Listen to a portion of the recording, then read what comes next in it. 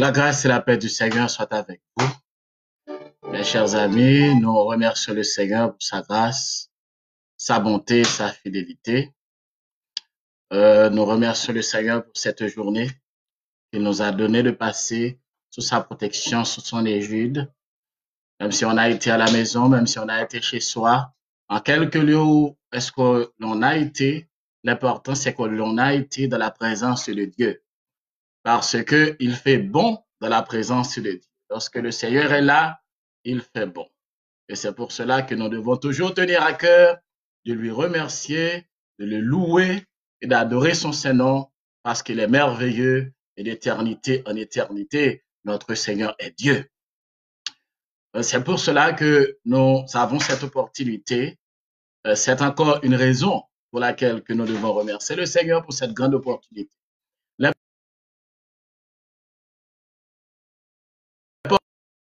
Comme l'a dit le psalmiste, ta parole est une lampe à mes pieds et une lumière sur mon sentier. Donc la parole du Seigneur est plus puissante qu'un éclairage.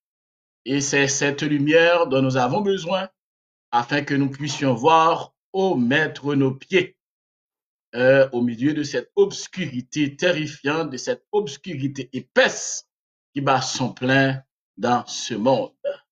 Donc encore une fois, je te salue dans le nom du Seigneur Jésus-Christ. Où que tu te trouves, où que tu sois, et bien que la paix du Seigneur soit avec toi. Avant de commencer, comme je vous l'avais dit la fois dernière, nous avions eu le privilège de travailler autour de cette vision, ce songe que le prophète Daniel avait eu, et le songe qui concerne toute l'humanité. ce songe de la grande statue, eh bien, qui avait vu eh bien, l'intervention du prophète Daniel dans sa prière, également l'explication qui lui avait été donnée par le Seigneur Jésus-Christ. Et laquelle explication eh bien, nous aide à comprendre que cette prophétie est jusqu'à présent en vigueur, parce qu'elle doit prendre fin par l'intervention de Jésus-Christ, qui est la petite pierre. Cette petite pierre qui interviendra sans le secours d'aucune main. Elle mettra fin à tout ce système corrompu. Comme je tiens toujours à le faire savoir, c'est que le système dans lequel on se trouve actuellement, depuis quelque temps, ce système est la résultante eh bien, de Babylone, Médo-Perse, la Grèce et Rome. Et l'Empire romain qui fait des mouvements sérieusement afin de pouvoir retourner, afin de pouvoir faire sortir ses griffes. Et c'était prévu, c'était prophétisé dans la parole du Seigneur. Et comme on l'avait vu hier soir, que pendant tout ce temps, eh bien, au moment où l'on se trouve, parce que notre émission, c'est quelle heure est-il à l'horloge prophétique des Saintes Écritures, eh bien, l'heure, c'est que les 10 orteils font beaucoup d'efforts, des démarches, et les démarches avancent à grands pas. Oui, les démarches avancent à grands pas pour que, eh bien, les orteils puissent se réunir. Il y a même eu un accord de principe qui a été signé par 10 nations européennes.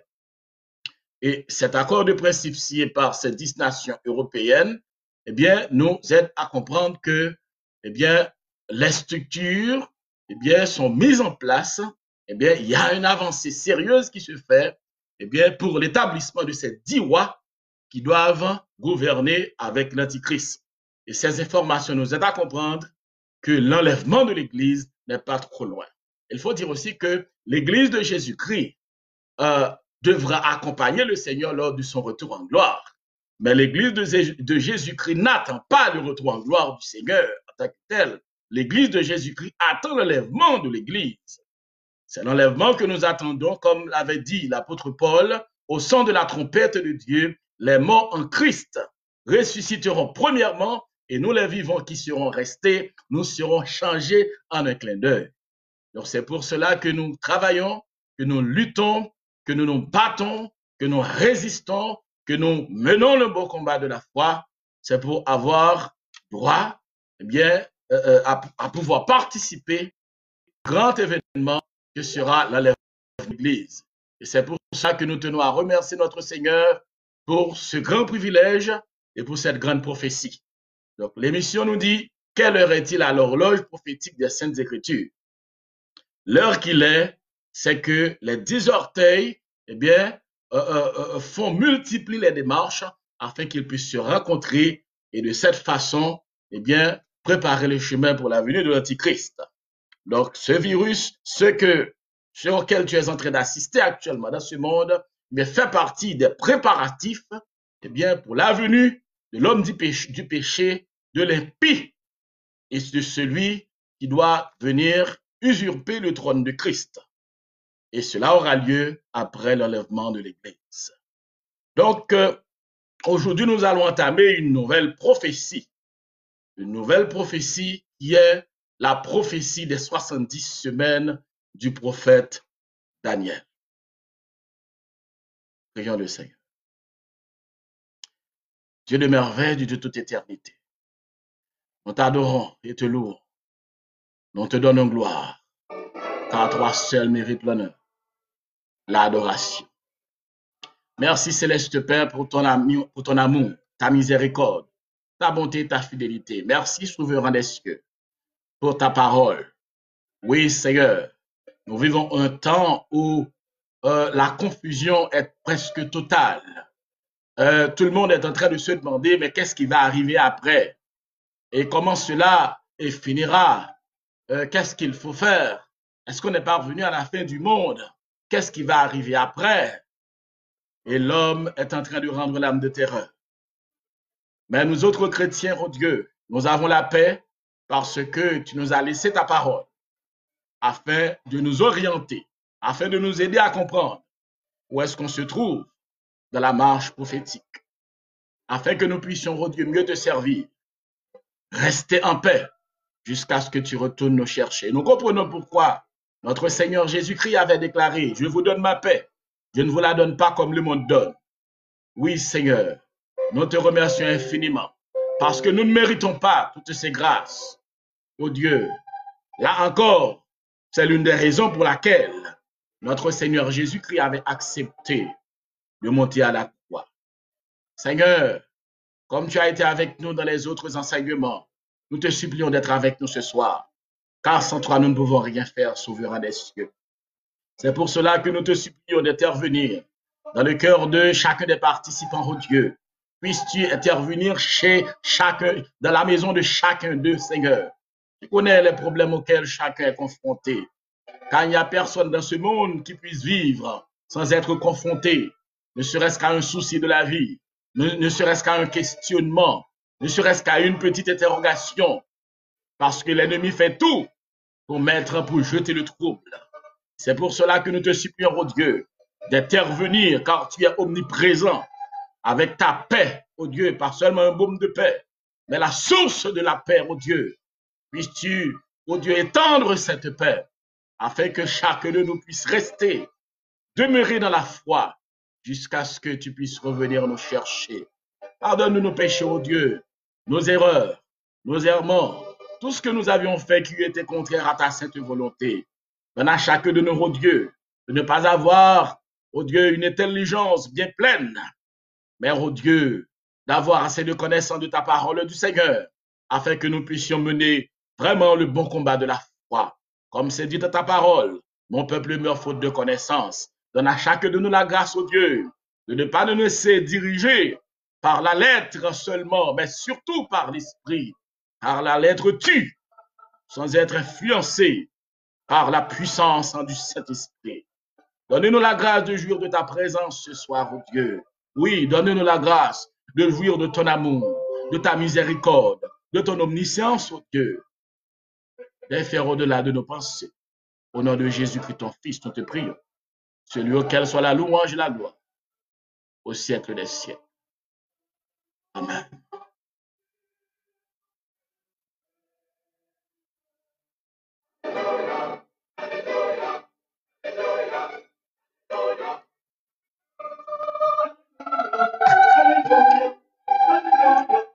Encore, mes chers amis, nous tenons toujours à remercier notre Dieu parce qu'il est merveilleux, il est grand, il est redoutable. Et d'éternité en éternité, il est Dieu, comme c'est écrit dans le livre des Psaumes, au chapitre 90e, où le psalmiste Moïse a déclaré « Dieu est Dieu d'éternité en éternité ». Donc, chers amis, en lisant et en apprenant de ces prophéties, eh bien, tu ne peux pas dire que tu ne ressens pas la joie. Tu ressens la joie parce que tu n'es pas livré à toi-même. Le Seigneur ne t'a pas abandonné pour dire débrouille-toi pour savoir ce qui se passe. Débrouille-toi à avoir assez d'informations. Mais le Seigneur nous a donné des signes, des informations et des renseignements nécessaires afin que nous puissions garder notre foi, nous puissions rester debout, nous puissions rester fidèles alors que le monde tremble de peur et d'épouvantement, alors que le monde, les grands dirigeants de ce monde se demandent, mais qu'est-ce qui va se passer? Qu'est-ce qu'il y a?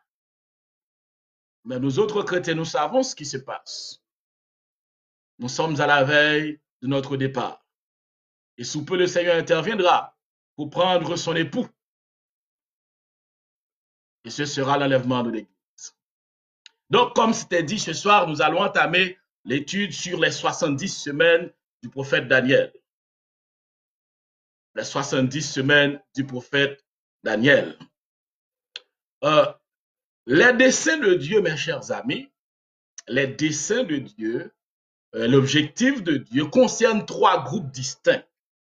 Parce que lorsque nous étudions les prophéties, et toute la Bible concerne, toute la Bible bien-aimée concerne, surtout sur le plan prophétique, trois groupes distincts.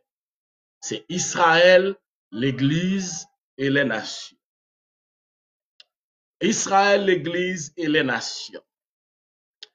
Dans 1 Corinthiens chapitre 10, le verset 32, la Bible nous dit, l'apôtre Paul qui a déclaré, ne soyez en scandale ni aux Grecs, ni aux Juifs, ni à l'Église de Dieu. Je ne sais pas si tu as remarqué les trois groupes que l'apôtre Paul a soulignés. Ne sois pas en scandale, ni aux Grecs, qui étaient alors considérés comme des païens, des gentils, ni aux, non seulement ni aux Grecs, mais il a dit aussi ni aux Juifs et ni à l'Église de Dieu. Donc, ces trois groupes distincts, eh bien, sont concernés par les Saintes Écritures et le Seigneur considère ces groupes et c'est dans ces groupes qu'il enverra des signes. Les signes qui concernent les derniers temps, eh bien, tu vas les voir dans l'Église, dans Israël et également chez les nations. Donc, la grande statue du prophète Daniel, dont Nebuchadnezzar, Babylone, est la tête d'or, eh bien, tu vas voir que, tu avais vu que cette prophétie concerne surtout le temps des nations. Et c'est pour cette raison que jusqu'à présent, eh bien, cette prophétie est encore en vigueur parce que le temps des nations n'est pas encore accompli. Parce que même après le départ de l'Église, le temps des nations continuera parce que ce sera la période de la grande tribulation. Et à la fin, parce qu'à ce moment-là, le temps des nations sera à son paroxysme, sera à son apogée. Et ces temps des nations termineront par la bataille d'Armageddon. Car à la bataille d'Armageddon, eh bien, ce sera le plus haut niveau, la plus grande expression, eh bien, de la volonté des nations.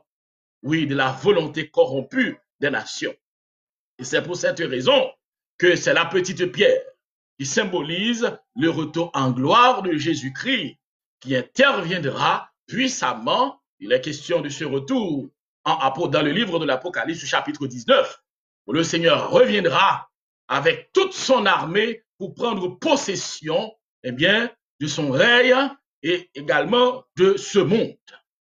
Et le Seigneur interviendra, détruira cette statue, parce que cette statue est une composante du royaume babylonien, médo-persan et aussi du royaume grec et aussi de Rome. Donc c'est pour cela que dans la vision, l'apôtre, pas seulement l'apôtre Paul, mais surtout le prophète Daniel a souligné que cet animal, c'est un animal aux dents de fer. Il détruit tout sur son passage, il ravage, il brise tout sur son passage, et c'est ça l'Empire romain, eh bien, qui va retourner sous la direction de l'Antichrist. La direction de l'Antichrist, avec la bête qui est symbolisée par la bête, et également le faux prophète qui aussi est symbolisé par la bête qui monte de la terre. Donc, en même temps que les 10 nations font des efforts, font des démarches, et parce que le chiffre 10 est déjà même cité, 10 nations pour constituer la base de l'armée européenne, en même temps, eh bien, il y a des préparatifs qui se font pour venir avec la marque de la bête. Ce ne sera pas quelque chose qu'on viendra avec un marqueur pour mettre eh bien, sur le front des individus, mais il y a une puce implantable. Non seulement il y a la puce, il y a également autre procédé parce que ça va rentrer dans le cadre de la sécurité. Ça va rentrer dans le cadre eh bien, d'une intervention globale pour sécuriser les gens, pour leur donner, pour prendre soin eh bien, leur mode de vie, pour les aider, parce que l'ennemi, lui, il a beaucoup de méthodes, beaucoup de ruses afin de pouvoir faire passer eh bien, son plan maléfique. C'est de cette façon qu'il interviendra pour aider les autres à savoir que, voilà, on est dans ton intérêt. On est dans ton intérêt. Donc, on fait toutes sortes d'efforts afin de pouvoir retracer les gens. Et si tu lis dans les journaux, tu vas regarder dès maintenant commence à parler sérieusement de la façon qu'il faut procéder. Il y a des pays qui sont déjà très loin dans cette méthode-là. Des pays tels que la Chine, eh bien, est déjà très, très loin dans,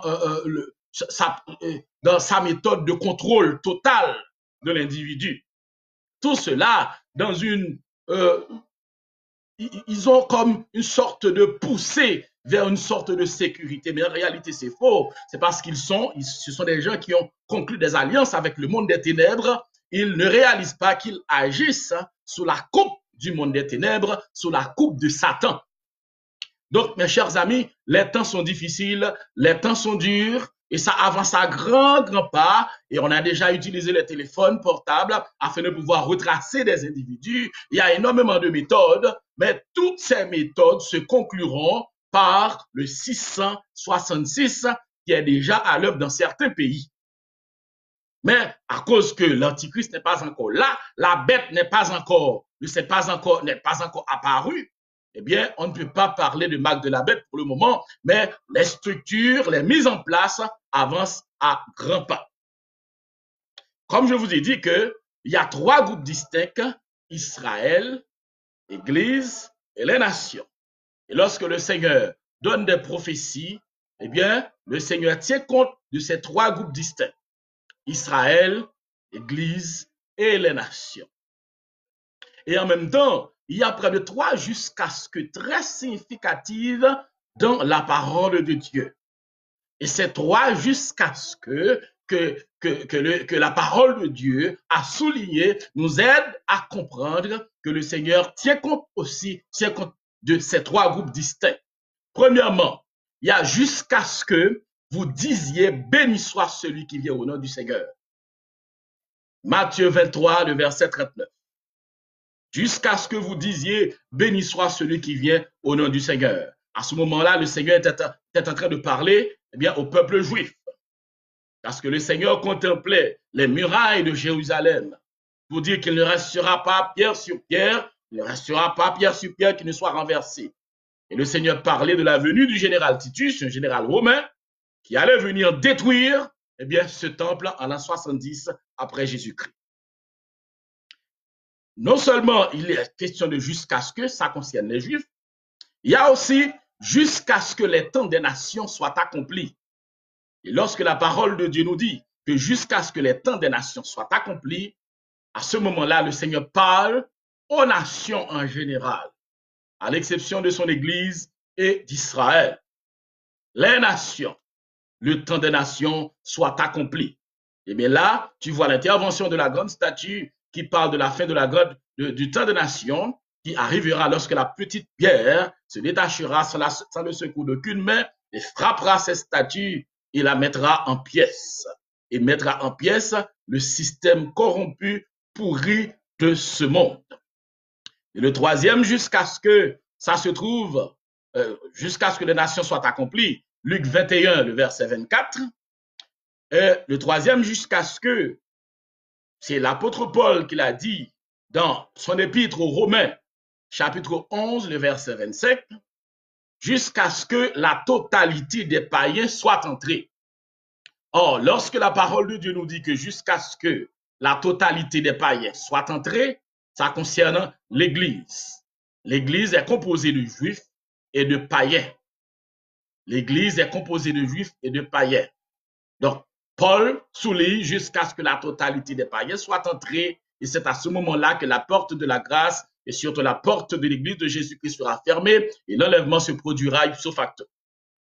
Donc, ces 3 jusqu'à ce que concernant les nations, l'Église et Israël, qui démontre encore une fois que le Seigneur a les yeux rivés sur ces 3 groupes distincts, pour l'accomplissement de sa promesse.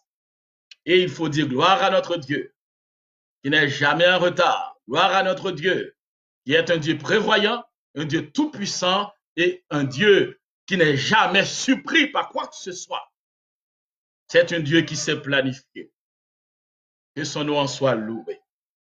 Donc, bien-aimés, pendant que nous entrons dans la prophétie des 70 semaines de Daniel, afin de pouvoir vous aider à comprendre mieux, nous disons que Dieu, au début, après la création du monde, Dieu a placé Adam et Ève dans le jardin. Je me souviens ce que le Seigneur avait dit à Adam et à Ève. Tu cultiveras ce jardin et tu en mangeras les fruits, à l'exception de l'arbre de la connaissance du bien et du mal, car le jour où tu en mangeras, tu mourras. C'est ce que le Seigneur avait dit. Eh bien, malheureusement, nos grands-parents, Adam et Ève, ils ont désobéi à Dieu, donc ils ont échoué. Et le Seigneur est venu, il les a chassés parce que la justice de Dieu, eh bien, est intervenue.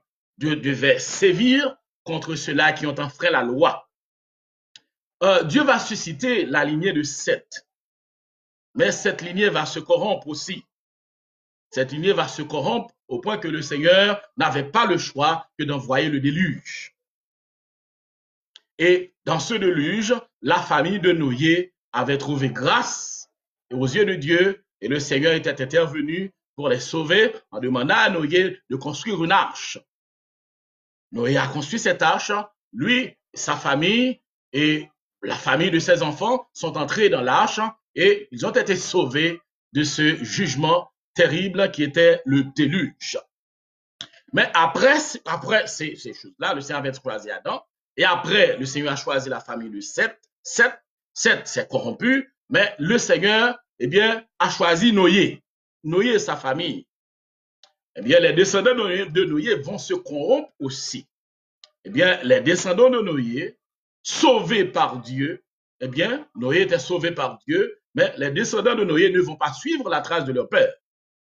Ils vont se corrompre aussi, et Dieu n'avait pas le choix d'intervenir et de frapper avec le jugement de la tour de Babel.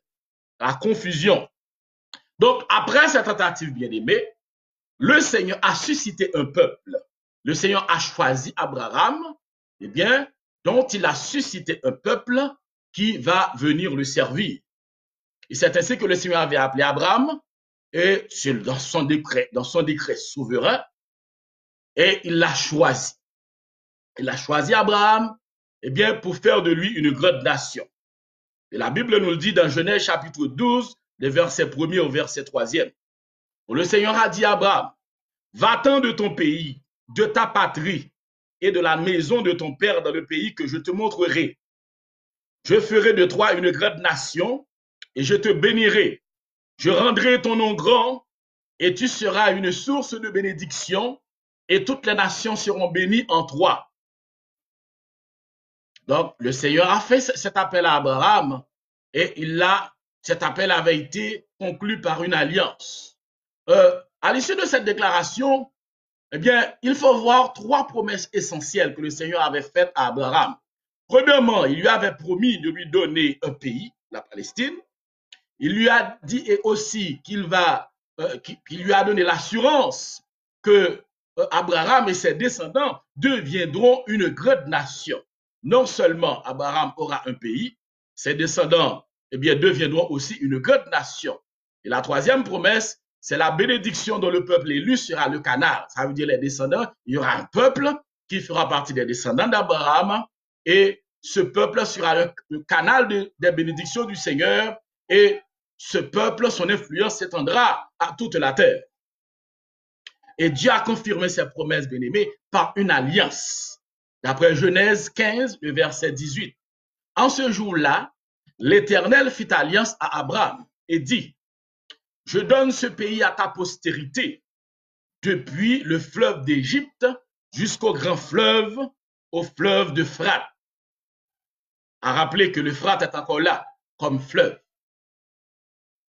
Jusqu'au grand fleuve d'Euphrate, le pays des Kéniens, des Kénisiens, des Cadmoniens, des Hétiens, des Phérésiens, des Réphaïm, des Amoréens, des Cananéens, des Girgasiens et des Jébusiens.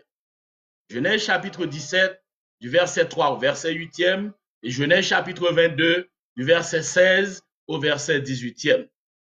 Donc, bien aimé, l'alliance, cette alliance que le Seigneur avait conclue à son serviteur Abraham, cette alliance va être transmise aux descendants d'Abraham, à Isaac, à Jacob et à leurs descendants avec la confirmation du Dieu Tout-Puissant. Avec la confirmation du Dieu Tout-Puissant. Parce que le Seigneur va tomber d'accord avec Abraham pour que cette alliance soit transmise eh bien, à ses descendants. Et l'Éternel dira, Genèse 48, le verset 4, je te multiplierai et je ferai de toi une multitude de peuples. Je donnerai ce pays à ta postérité après toi, pour qu'elle le possède à toujours. Telle a été la promesse du Seigneur. Bien-aimé, avant d'aller plus loin, notre Dieu est merveilleux.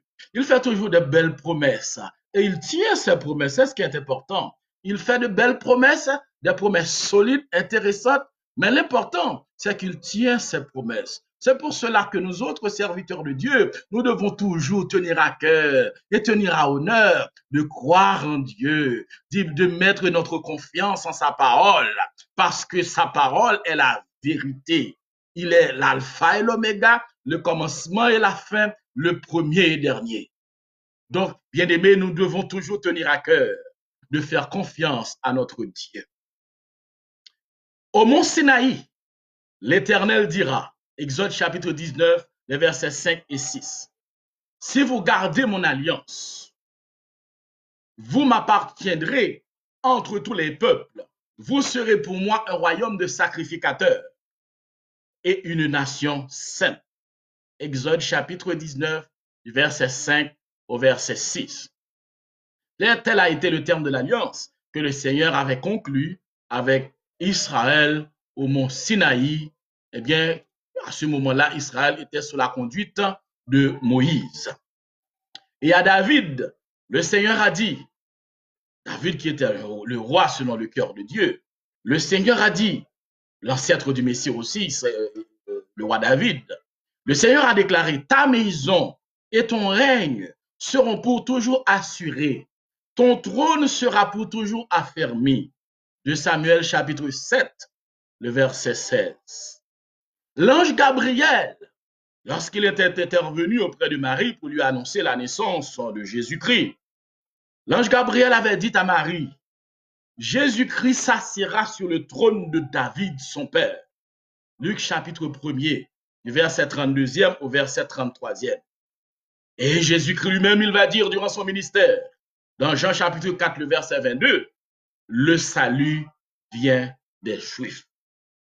Donc, bien-aimés, c'est pour nous aider à comprendre que la prophétie des 70 semaines, eh bien, concerne avant tout le peuple juif. Mais comme je vous avais dit au début, il y a trois groupes distincts. Ces trois groupes, des fois, se croisent dans les prophéties. Oui, se croisent dans les prophéties, mais avec des responsabilités distinctes, avec des prophéties distinctes qui concernent chacun de ces groupes. Parce que notre Dieu est un Dieu méthodique, il sait ce qu'il fait, eh bien, il sait planifier.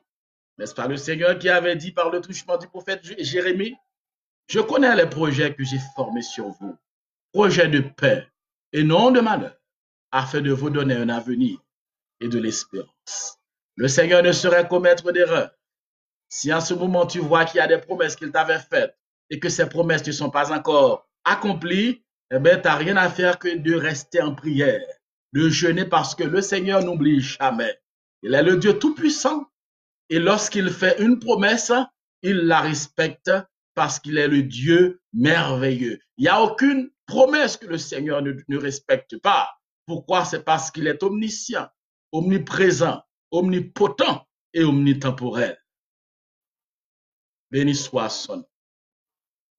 Donc, bien aimé, Dieu a choisi Israël, non pas parce qu'il était meilleur que les autres peuples, mais pour être un canal de bénédiction pour tous les autres peuples.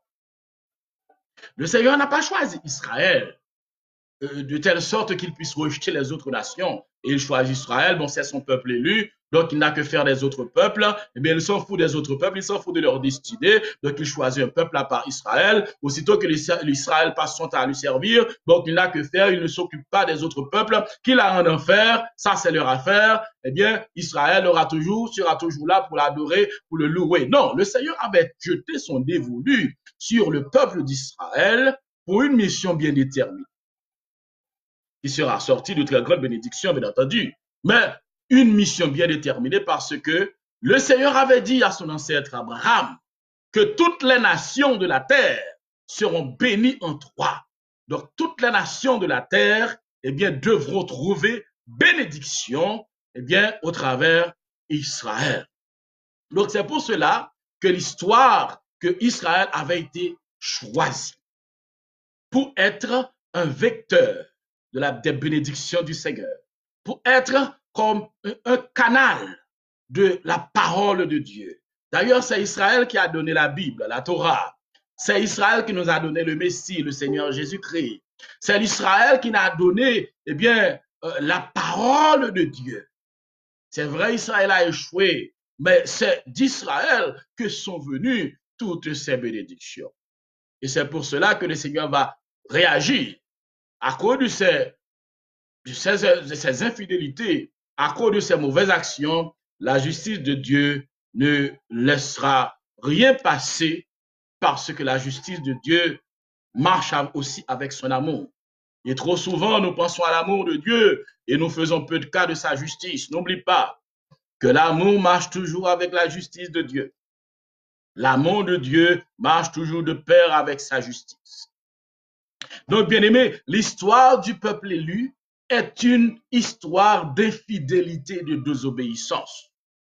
Oui, c'est une histoire d'infidélité et de désobéissance au commandement de Dieu, malgré quelques exploits rayonnants réalisés par la puissance de Dieu. Mais l'histoire d'Israël est ponctuée d'infidélité et de désobéissance. D'ailleurs, depuis l'Égypte, le peuple avait vu tout ce que le Seigneur avait fait avec son serviteur Moïse, eh bien, sous les yeux de Pharaon, à main forte et à bras étendus, et comment le Seigneur était intervenu puissamment pour soumettre la puissance égyptienne, parce que autrement Israël serait toujours resté en esclavage, parce que Pharaon était vraiment déterminé à tenir ce peuple dans la servitude.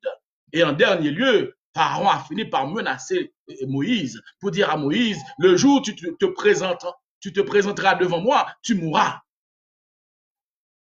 Et c'est ce qui va arriver. Le Seigneur va intervenir pour dire, ah bon, tu vas tuer, tu menaces la vie de mon serviteur. Et c'est ce qui va donner lieu à la 10e plaie. Et le Seigneur va demander à Moïse, eh bien, tu vas tuer un agneau, et prends le sang, eh bien, il faut badigeonner, eh bien, les poteaux, les frontons des maisons, parce que l'ange de la mort va passer. Et aussitôt qu'il passe, eh bien, s'il voit le sang, qui symbolisa le sang de Jésus-Christ qui allait être versé des siècles plus tard, des millénaires plus tard, eh bien, l'ange de la mort t'épargnera. Et l'ange de la mort est intervenu en Égypte. Il a semé la mort dans chaque famille égyptienne. Et c'est ce qui avait forcé Pharaon à libérer Israël. Mais arrivé devant la mer Rouge, le peuple a pris peur. Il a commencé par dire du mal de Moïse. Oh, pourquoi tu ne nous avais pas laissé en Égypte? Regardez les armées de Pharaon. Il n'y a pas de cimetière au cou. Eh bien, il n'y a pas de cimetière ici. Regarde là, c'est la mer Rouge. Et derrière nous, il y a les armées de Pharaon. Et il y avait vraiment les armées de Pharaon. Et la mer Rouge était devant. Mais le peuple avait perdu mémoire très vite.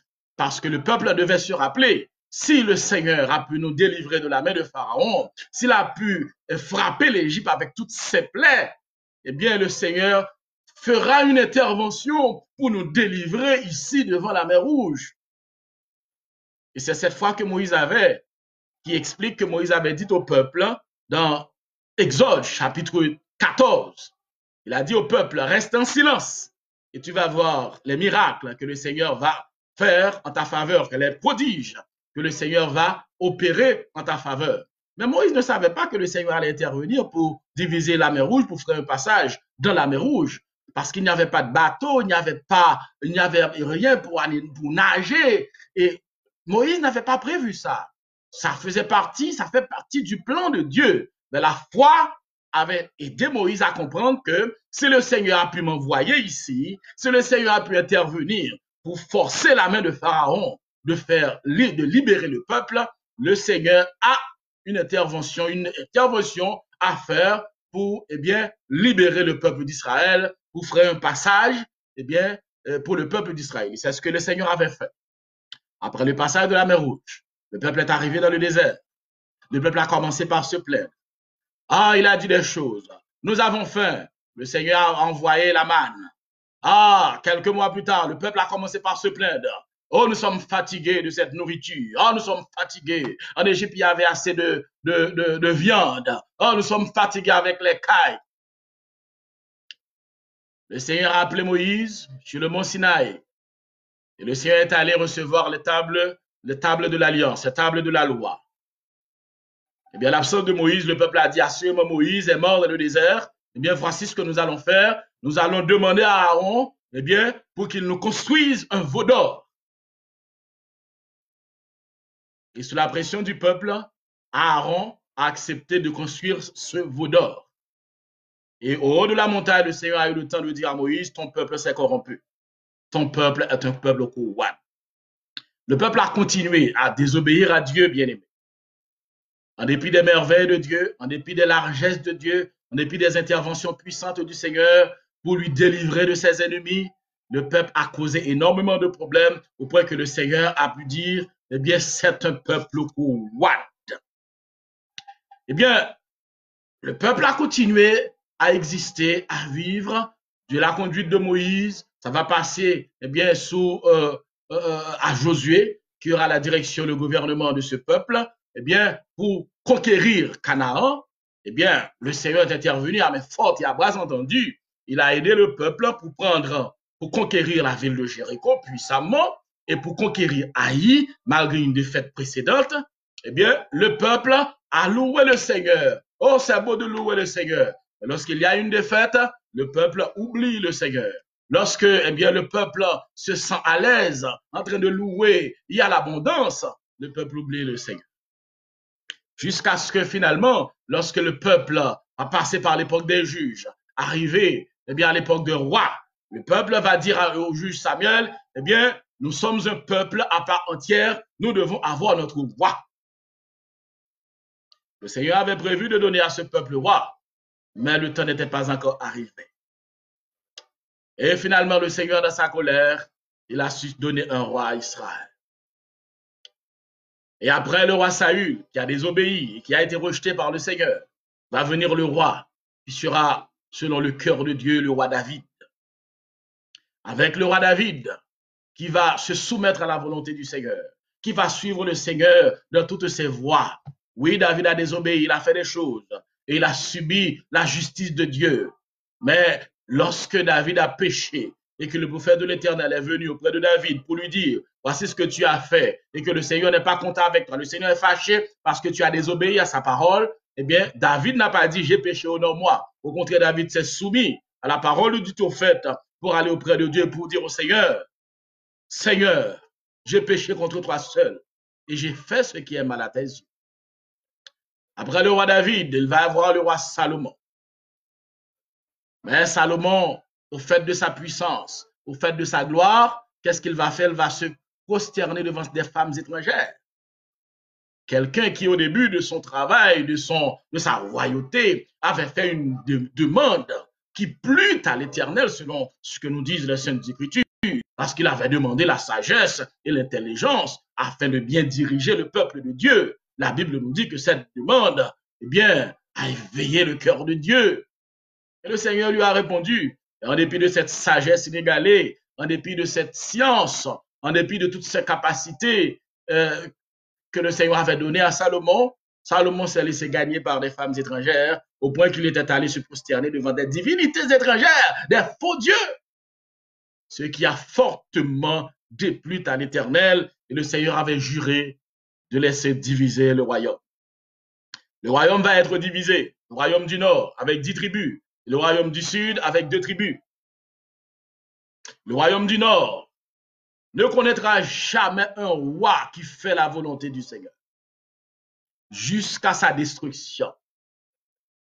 Ce royaume passait tout son temps à faire du mal, à désobéir à Dieu. Et le royaume du sud, qui a connu quelques rois qui ont fait la volonté du Seigneur, tels que le roi Ézéchias, en dépit de leur faiblesse, ce royaume aussi va connaître des rois impies tels que Manassé.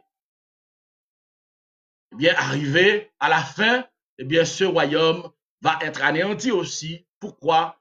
À cause de la désobéissance, non seulement de ses dirigeants, mais également du peuple du sud. Et pour le royaume du nord, il y avait le prophète Osée. et qui avait eu cette dernière prophétie dans laquelle le Seigneur parlait à Osée pour lui dire, le problème auquel tu fais face, c'est ça mon problème aussi. J'aime Israël, je m'investis en mon peuple. Et voici ce qu'il fait. Il est allé après d'autres divinités. Il est allé après d'autres dieux. Et au prophète Jérémie, le Seigneur a parlé, qui était à la fin du royaume de Juda. Le Seigneur a dit à Jérémie, prophétise. Et ces deux prophètes ont connu vraiment des difficultés énormes parce que ce moment-là, le mal avait atteint son apogée au milieu d'Israël et de Juda. Ces royaumes allaient être anéantis. Mais à Juda, il y avait eu des Juifs pieux. Oui, il y avait eu des serviteurs de Dieu. Il y avait eu un faible reste. Et comme c'est le cas de nos jours, il y avait eu un faible reste. Et parmi ce faible reste, il y avait Daniel. Il y avait Ézéchiel, qui était très jeune, mais il faisait partie du faible reste. Il y avait aussi le prophète Jérémie, qui était fort avancé en âge. À ce moment-là, ces Juifs pieux se demandaient, mais qu'est-ce qui va se passer là? Les 10 tribus sont déjà parties en captivité. Et voici les 2 autres qui restaient. Maintenant, nous allons en captivité aussi. Donc, toutes les 12 tribus sont en captivité. Et c'est à ce moment-là que le prophète Jérémie va recevoir cette parole du Seigneur. 70 ans. Vous allez rester en captivité pendant 70 ans. Donc, le royaume du Nord était allé en captivité en 727 avant Jésus-Christ. Le royaume du Sud était aussi allé en captivité en 587 avant Jésus-Christ. Donc, le Seigneur a donné à Jérémie la prophétie de 70 ans. Jérémie chapitre 29, les versets 9 et 10. Recherchez le bien de la ville où je vous ai exilé et intercédez en sa faveur, car ton bonheur en dépend. Dès que 70 ans seront passés à Babylone, j'interviendrai en votre faveur et je vous ramènerai ici. Donc ces Juifs pieux étaient dans l'embarras pour savoir, mais est-ce la fin d'Israël? Mais où sont les promesses dont nos pères nous ont parlé? Où sont les promesses que les prophètes nous ont faites, les promesses de Dieu, qui sont consignées dans le livre des prophètes, dans la Torah? Mais où sont ces prophètes? Est-ce la fin d'Israël? Où sont les bénédictions du Seigneur? Et Jérémie a reçu cette prophétie pour dire à ces Juifs pieux qui allaient en captivité, tels que le prophète Daniel, eh bien, 70 ans sont fixés sur ce peuple. Et au bout de ces 70 ans, le Seigneur a promis de faire retourner le peuple à la maison. Daniel a lu cette prophétie bien-aimée, parce que Daniel était très jeune lorsqu'il devait aller en captivité. Mais Daniel a passé son temps aussi à lire la parole du Seigneur. Daniel a lu la parole du Seigneur alors qu'il était à Babylone en captivité. Bien-aimé, c'est un exemple pour nous. Nous devons toujours rester attachés à la lecture, à la méditation de la parole de Dieu, car c'est là que se trouve la paix, la joie. C'est là que se trouve la résistance. Si tu veux résister au péché, résister aux attraits pourris de ce monde, tu dois avoir constamment la parole de Dieu à ton chevet. D'ailleurs, c'est ce qu'avait dit le Seigneur à Josué, que ce livre de la loi ne s'éloigne point de ta bouche, médite-le jour et nuit, et aie soin d'agir fidèlement selon tout ce qui est écrit. C'est alors que tu réussiras et c'est alors que tu auras du succès. Donc, les critères de la réussite du chrétien sont consignés dans la parole de Dieu. Malgré les terres à Babylone, un pays où l'adoration des faux dieux était non seulement coutumière, mais c'était un ordre. Ça faisait partie des valeurs de ce pays de Babylone. Mais Daniel passait son temps à lire la parole de Dieu et il est tombé sur cette promesse que Jérémie avait faite. Pourquoi? C'est parce qu'à la fin des 70 ans, eh bien, Daniel s'attendait à avoir un retour. Mais Daniel voit que la reconstruction de Jérusalem prend du temps. La reconstruction de Jérusalem, beaucoup de temps. Cette reconstruction tarde. Donc Daniel est allé auprès du Seigneur. Faisons une lecture dans le livre de Daniel, le chapitre 9e. Daniel, chapitre 9. La première année de Darius, fils d'Assuérus de la race des Mèdes, lequel était devenu roi du royaume des Chaldéens. La première année de son règne, moi, Daniel, je vis par les livres qu'il devait s'écouler 70 ans pour les ruines de Jérusalem, d'après le nombre des années dont l'Éternel avait parlé à Jérémie le prophète. Je tournai ma face vers le Seigneur, Dieu, afin de recourir à la prière et aux supplications en jeûnant et en prenant le sac et la cendre. Je priai l'Éternel, mon Dieu, et je lui fis cette confession. Seigneur, Dieu grand et redoutable, toi qui gardes ton alliance et qui fais miséricorde à ceux qui t'aiment et qui observent ses commandements. Nous avons péché, nous avons commis l'iniquité, nous avons été méchants et rebelles. Nous nous sommes détournés de tes commandements et de tes ordonnances. Nous n'avons pas écouté tes serviteurs, les prophètes qui ont parlé en ton nom à nos rois, à nos chefs, à nos pères et à tout le peuple du pays. À toi, Seigneur, est la justice et à nous la confusion de face en ce jour. Ô hommes de Juda, aux habitants de Jérusalem et à tout Israël, à ceux qui sont près et à ceux qui sont loin, dans tous les pays où tu les as chassés, à cause des fidélités dont ils se sont rendus coupables envers toi.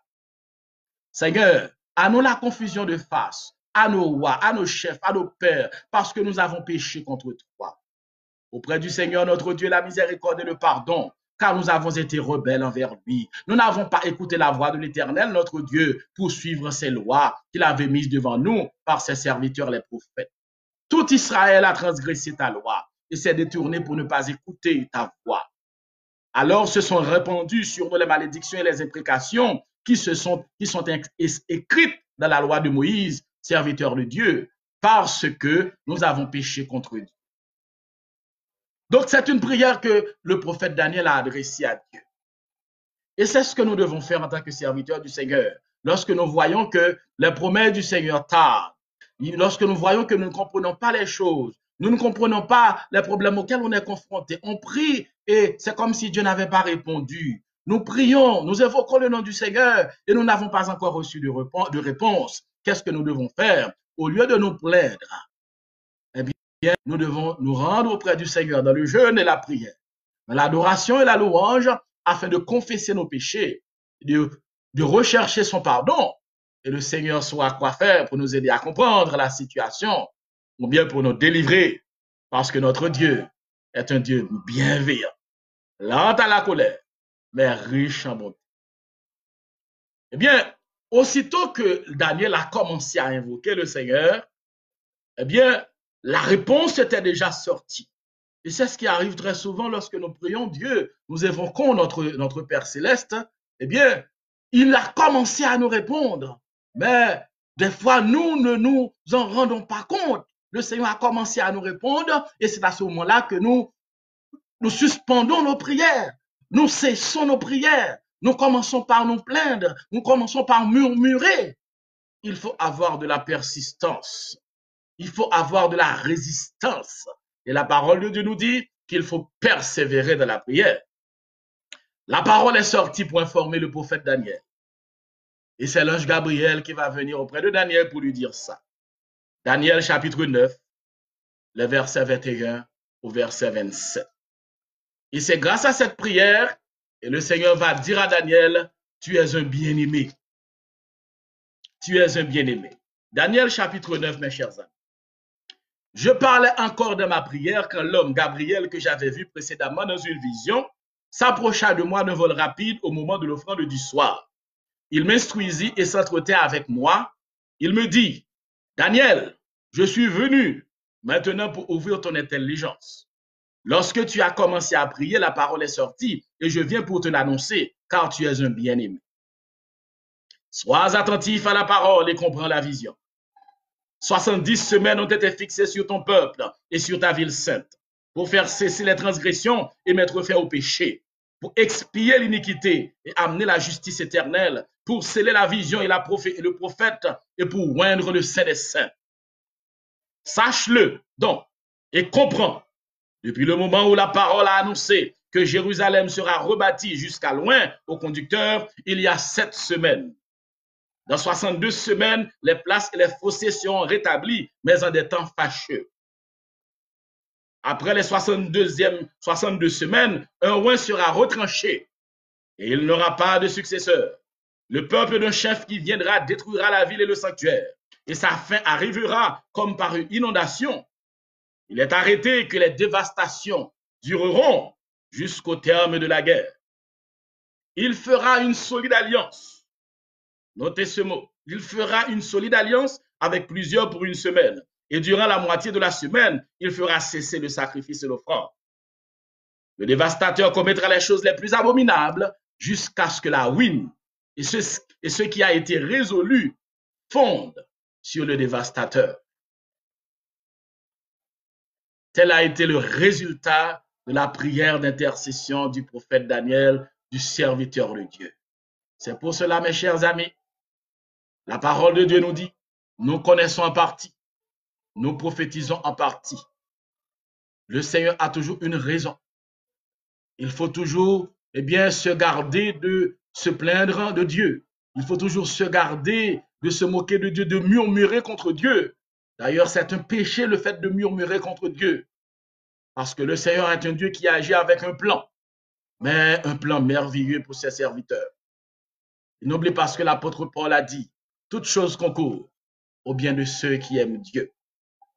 Suite à la prière d'intercession du prophète Daniel, l'ange est intervenu, le Seigneur a envoyé Gabriel, l'ange, pour dire à Daniel que la parole est annoncée, la parole est sortie dès le début, aussitôt que tu avais commencé à prier, parce que tu es un bien-aimé. Oh, quel qualificatif! Le Seigneur veut que tu sois un bien-aimé dans son royaume. Tout serviteur de Dieu qui marche dans l'obéissance à la parole de Dieu, dans la soumission à la parole de Dieu, tout serviteur de Dieu qui respecte la parole de Dieu dans le royaume de Dieu, son nom est cité au milieu des anges, son nom est cité comme un bien-aimé. Tu es un bien-aimé si tu fais la volonté du Seigneur. Tu es un bien-aimé si tu acceptes de mettre en application les paroles du Seigneur Jésus-Christ. Tu es un bien-aimé, toi qui as fait la paix avec Jésus-Christ. Tu es un bien-aimé, toi qui vis pour Dieu. C'est comme cela que le nom de Daniel, le prophète Daniel, est cité. Et Gabriel a dit à Daniel, tu es un bien-aimé. Parce que bien-aimé, le statut de bien-aimé, lorsque le Seigneur t'a donné ce titre, cela veut dire beaucoup de choses. Cela veut dire que tu es respecté et le Seigneur est là pour toi. Durant ces derniers jours, les gens courent après des titres farfelus, des titres pompeux. Les gens se font appeler par toutes sortes de noms. Mais je t'encourage à courir après ce titre, bien-aimé. Et puis le Seigneur t'a appelé bien-aimé. Parce que lorsque tu es un bien-aimé, c'est l'éternité. Oui, c'est l'éternité qui t'attend. Donc, bien-aimé, cette explication, cette révélation que l'ange Gabriel a donnée à Daniel possède près à une mission et tu vas voir qu'il y a près de 7 points dans cette révélation, les 70 semaines. Premièrement, ces 70 semaines sont fixées pour faire cesser les transgressions, pour mettre fin au péché, pour expier l'iniquité, pour amener la justice éternelle, pour sceller la vision, pour sceller la prophétie et pour oindre le Saint des Saints. Les 70 semaines, d'après la façon dont l'ange l'avait expliqué, l'avait donné à Daniel, ces 70 semaines possèdent 3 périodes. Il y a 3 parties. D'abord, une première période de 7 semaines, une deuxième période de 62 semaines, une troisième période d'une semaine. Première période, 7 semaines, 49 ans. Pourquoi? C'est parce que le mot hébreu qui traduit semaine est Shebna, qui est aussi employé dans Lévitique chapitre 25, le verset 8, qui signifie semaine. Lévitique 25, le verset 8, la Bible nous dit, tu compteras 7 sabbats d'années. 7 fois 7 années feront 49 ans. Lévitique chapitre 25, le verset 8. Donc ici, il est question de semaines, d'années. Donc, 7 semaines, 49 ans, 62 semaines, 434 ans, et il reste une semaine qui dure 7 ans pour accomplir ces 8 points. On ne va pas être trop long, mes chers amis. C'est là qu'on va arrêter ce soir et pour introduire cette façon que nous avons introduit eh bien, les 70 semaines du prophète Daniel. Le Seigneur est Dieu. Il connaît l'avenir. Et dans le psaume 29, le psalmiste nous dit, l'Éternel était sur son trône lors du déluge, car l'Éternel sur son trône règne éternellement. Donc nous venons de faire notre entrée dans les 70 semaines du prophète Daniel. Et dans les jours à venir, nous entrerons dans les 70 semaines, de ces 70 semaines, et nous verrons les perles, oui les perles salutaires, les perles salvatrices, les perles délicieuses que le Seigneur a réservées, les nourritures que le Seigneur a réservées pour son peuple, et surtout pour le peuple qui devra exister au cours de la fin des temps. Qu'il en soit ainsi. Prions le Seigneur. Dieu de merveille, Dieu de toute éternité, nous te donnons gloire, honneur et adoration. Merci Céleste Père pour tout ce que tu as fait pour nous.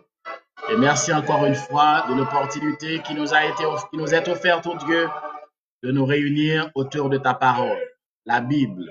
Merci de cet enseignement que tu nous as donné. Merci pour cette vision. Merci pour ton serviteur Daniel à qui tu avais donné la grâce d'aller en prière, de te prier, Seigneur.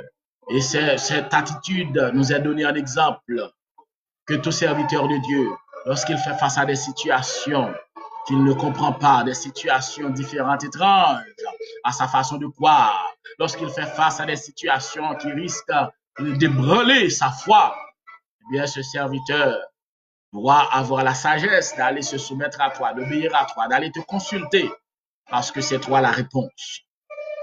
Permets que Céleste Père, ces enseignements, oh Dieu, incite notre foi, encadre notre foi, donne de la force à notre foi et nous aide à comprendre que le Dieu que nous servons est le Dieu des dieux. C'est lui qui connaît le passé, le présent et l'avenir. Et s'il avait, eh bien, puisqu'il est au contrôle de tout, eh bien, il connaît les promesses et nous pouvons lui faire confiance pour les promesses qu'il a promis, qu'il va accomplir dans nos vies. Merci pour ta grâce, de bénir tes serviteurs, oh Dieu, tes servantes où qu'ils se trouvent, de bénir chacun d'eux. Donne-leur la grâce, donne-leur la mémoire nécessaire, donne-leur la grâce aussi, Seigneur, de partager ces enseignements à d'autres personnes, car nous vivons les temps de la fin, oh Dieu. Donne-leur la grâce de partager ces informations, car c'est dit dans ta parole que la sentinelle, si la sentinelle voit le malheur et n'avertit pas le méchant, eh bien le sang du méchant, si le méchant est victime, lui sera redemandé. Mais si la sentinelle voit le malheur et avertit le méchant, eh bien le méchant périra pour lui-même et son sang ne sera pas redemandé à la sentinelle. Donne à tes serviteurs, tes servantes, oh Dieu, la grâce de partager les informations aux autres et qu'ils sachent que le retour du Seigneur Jésus-Christ est pour bientôt et qu'ils sachent que sous peu, la trompette retentira du ciel et ce sera le départ de ton épouse, de ton église. Viens faire au-delà de nos pensées, souverain des cieux. Nous comptons sur toi, ô Dieu, trois fois saint. Sois avec chacun de nous, ô Dieu. Donne-nous de passer une agréable semaine dans ta présence, dans ton amour, ô Dieu. Nous ne savons pas ce que va enfanter cette semaine, mais ce dont nous sommes sûrs, c'est que notre Dieu est là. Et toute chose concourt bien de ceux qui aiment Dieu. Donne à chacun de nous, Seigneur, la grâce d'affronter les moments difficiles. Ô Dieu, d'avancer. Et puis ces moments difficiles, ô Dieu, n'aie pas la possibilité de ravir la joie que tu as placée en nous. Donne-nous, ô Dieu, d'être toujours joyeux. Même quand la nuit est obscure, donne à tes serviteurs d'être toujours joyeux et de pouvoir continuer à mener le bon combat de la foi. Et ceux-là qui n'ont pas encore fait la paix avec toi, ô Dieu, qui n'ont pas encore reçu le Seigneur Jésus-Christ dans leur vie, donne-leur la grâce, ô Dieu, de te voir. Puisses-tu te révéler à chacun d'eux, ô Dieu, car ta volonté est que tous les hommes soient sauvés. Puisses-tu te révéler à chacun d'eux. Puisses-tu te révéler à eux, Seigneur, et qu'ils sachent que le retour de Jésus est pour bientôt, très bientôt. De faire au-delà de nos pensées, de notre entendement, Seigneur, car tu connais tout ce dont nous avons besoin. Encore une fois, Seigneur, merci. Merci pour l'évangile. Oui, merci pour l'évangile, que ta puissance pour le salut de quiconque croit. Donne-nous, Seigneur, la grâce de garder jalousement ta parole. Oui, ta couronne, ô Dieu, afin de ne pas pécher contre toi et aussi afin que personne ne prenne notre couronne. Au nom de Jésus-Christ, nous te prions. Lui qui vit et qui règne au siècle des siècles. Amen. Mes chers amis, avant de nous déplacer, je me rappelle avoir vu une question posée par un ami. Il semble que cette question, l'ami nous a posé une question tantôt. Bien, j'ai pas vu cette question, mais l'important c'est que on reste dans la présence du Seigneur. C'est ça la vie. Je me rappelle, il semble que cette question concerne les 7 semaines et plus particulièrement la 7e semaine. Alors, nous ne voulons pas brûler les étapes. Nous ne voulons pas brûler les étapes parce que nous allons pas à pas et tu vas voir que les 70 semaines, eh bien, parlent de la venue de Jésus-Christ, de la mort de Jésus-Christ. Ces 70 semaines parlent de l'Antichrist et de la durée, eh bien, du mandat de l'Antichrist, de la durée de son règne. Donc, c'est pour cela que c'est important pour nous d'étudier cela. Parce que la parole de Dieu est vraie. Oui, la parole de Dieu est sainte. Et la parole du Seigneur est là pour nous aider à marcher de victoire en victoire. Merci, mes amis, d'avoir été en notre compagnie. Et nous remercions le Seigneur pour cette opportunité qu'il a donnée à chacun de nous. N'oubliez pas, comme dit le psalmiste, que la parole du Seigneur, nous devons la tenir. Eh bien, nous devons toujours tenir à cœur d'étudier la parole du Seigneur. Car nous en avons besoin. Par les temps obscurs, par ces temps obscurs, nous avons besoin de l'éclairage de la parole du Seigneur. Reste avec le Seigneur.